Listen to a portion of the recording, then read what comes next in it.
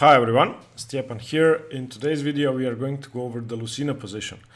In the last video, last Thursday, we went over the Philidor, which is the most common and most important defensive technique in Rook endgames. Today we are going to go over the Philidor, which is the second most common type of positions Rook endgames end in. And usually Philidor positions are drawn, as you may have seen last Thursday, and Lucena positions are won. So the most basic division of simple Rook and Pawn endgames can be to Philidor type positions and Lucena type positions. Both are very important, and I hope that after this video you will know how to win the position you see on the board.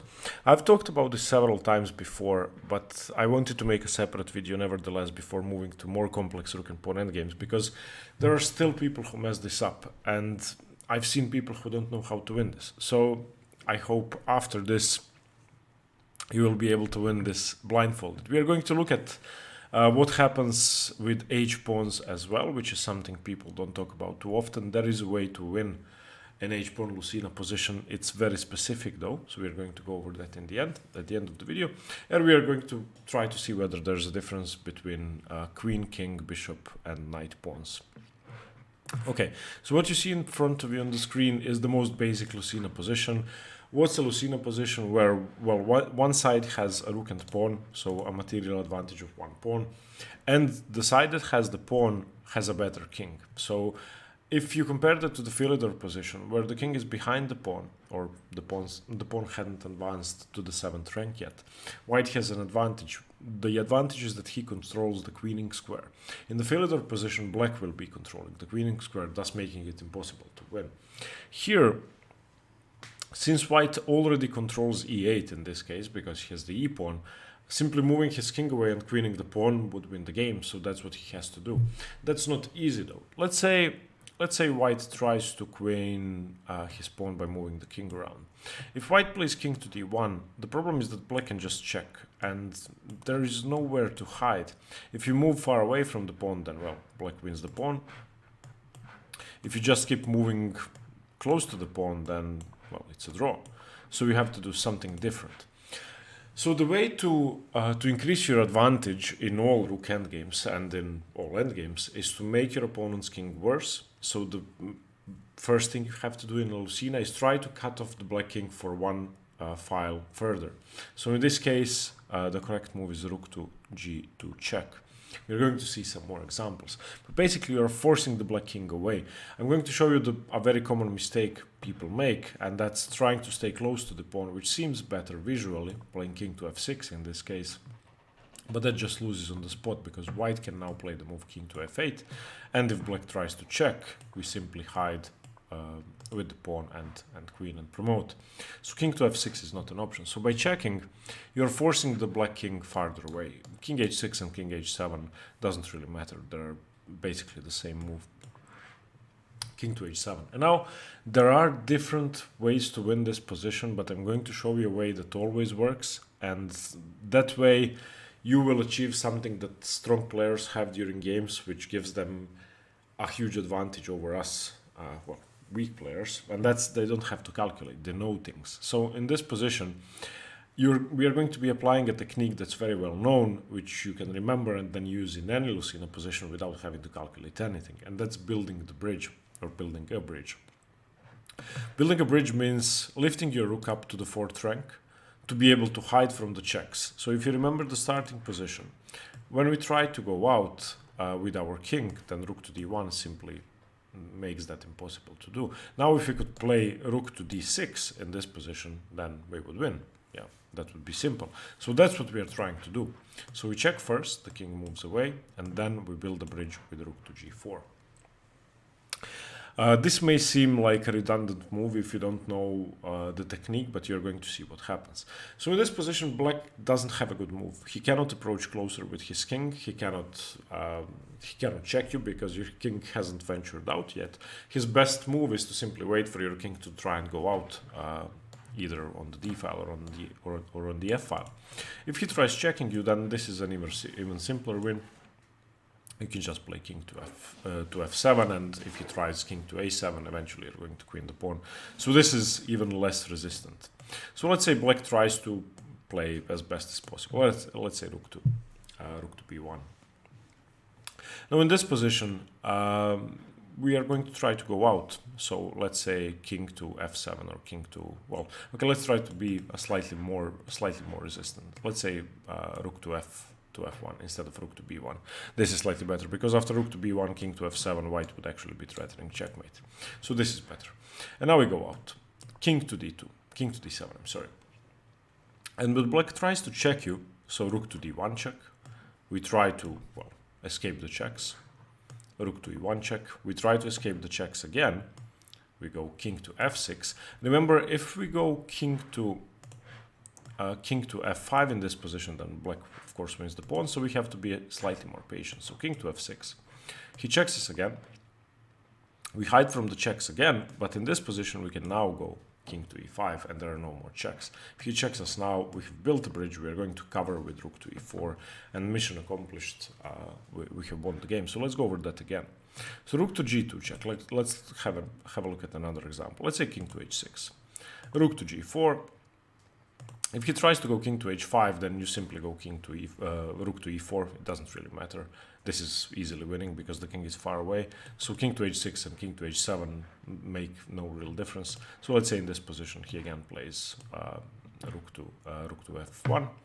We go out, he checks us, we hide, he checks us, f6 instead of f5 important, he checks us, and now king to e5 and there are no more checks, it's game over. So it's a fairly simple winning technique if you know it, but even on one of my live streams, I've set up this position on the board and people have struggled, people try different approaches. Remember that the first thing you want to do, cut the king off for one more file and then simply build a bridge. So that's it. Let's have a look at another example. I'm sorry. So in this position, we have just moved the pawn to the queen file instead of the king file. It's the same thing, no difference at all. So rook to f2 check, king to g6. Again, he has to do that. Rook to f4, and now he can go rook to c1. That's probably the best move. Now there are no checkmate threats, of course. And now we go king e7, he checks us, king d6, he checks us, king e6, he checks us, same thing, and now king d5, and the game is won. With the knight pawns, there are fewer ways to win this position, but building the bridge still works, which is why I don't believe knowing the other ways really benefits you. Just remember the same technique. So we go again, rook to e1 check, cut the king off, king to d7, rook to e4, we've built the bridge, rook h2, king f7, same thing. The same technique, and it wins every time. Rook to g2 check, rook to g4, and game over. Now we're going to have a look at one exception.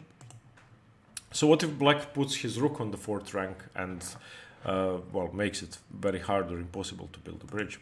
So what happens there? If black's rook is on the 4th rank already, then he doesn't have enough space to check us, and our king can approach the rook. So let's see what happens.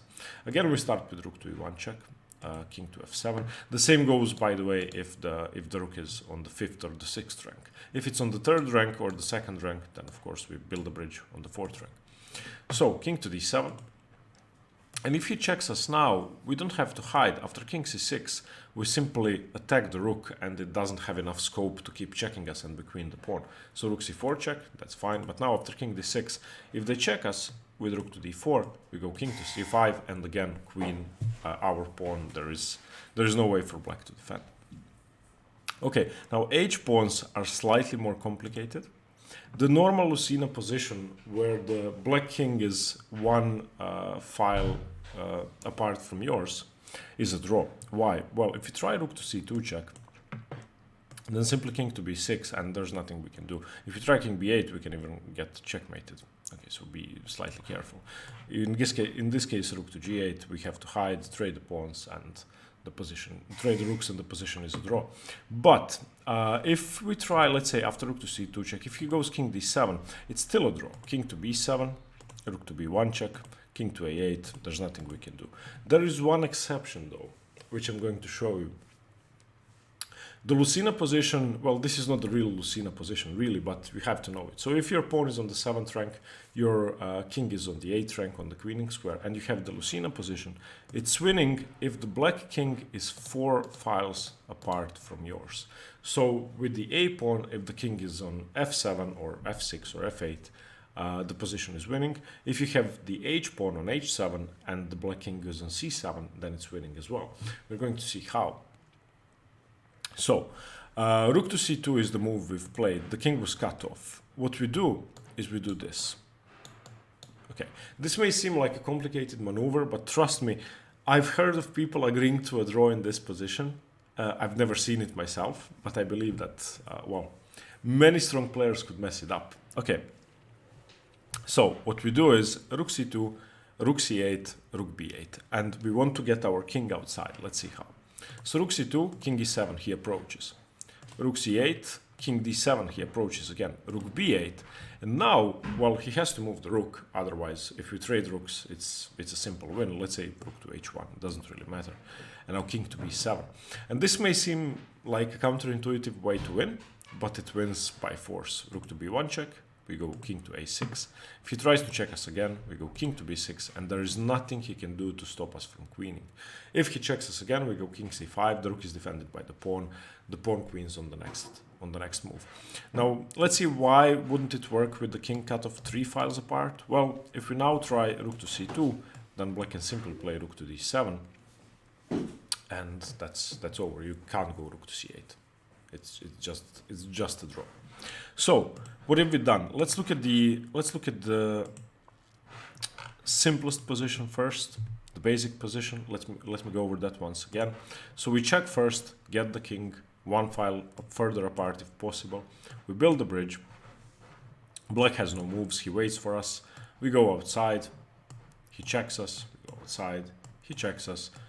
f6, not f5, important. And now king to e5, and finally after rook to e1 check, rook to e4, and that's it. So remember that you want the black king as far away as possible. You want your rook on the 4th rank to be able to shield your king from the checks, and that will be a winning position. The Lucena is always winning if the pawn is on between the B and the G files. It's winning on the A and H files if the defender's king is 4 files apart from your king.